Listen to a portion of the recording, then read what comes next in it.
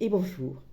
Alors, 2026, donc de nouveau, la santé mentale, c'est encore une cause principale. Et si nous, à notre échelon, on faisait déjà notre petite cause, un petit focus sur relativiser. Relativiser, qu'est-ce que c'est? Ce n'est pas minimiser, ce n'est pas dire ce n'est rien.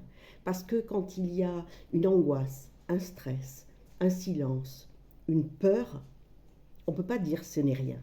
Mais par contre, on peut faire un pas de côté et se poser la question, est-ce que ça sera la même chose dans un an?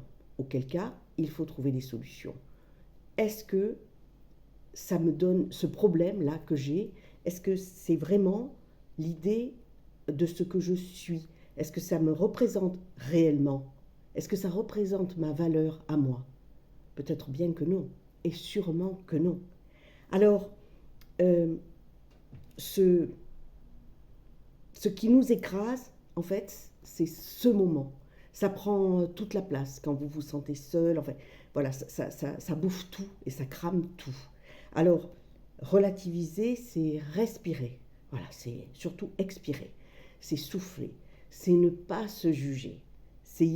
Alors, oui, tenter de se dire je suis en bonne santé, etc., etc. Ok, j'entends plein de choses comme ça, mais je vous assure, quand c'est très très lourd, c'est difficile de se dire je suis en bonne santé. Et puis il n'y a pas d'échelle de douleur, de problème, d'angoisse, il n'y a pas d'échelle. Voilà, chacun à notre niveau. Et des fois, il y a quelque chose que la personne d'à côté dirait mais c'est rien. Et en fait, nous, ça prend tout de la place. Donc surtout, apprendre à ne pas se juger. Voilà. Et apprendre à comprendre sa valeur malgré tous ces problèmes. Relativiser, c'est en fait être humain.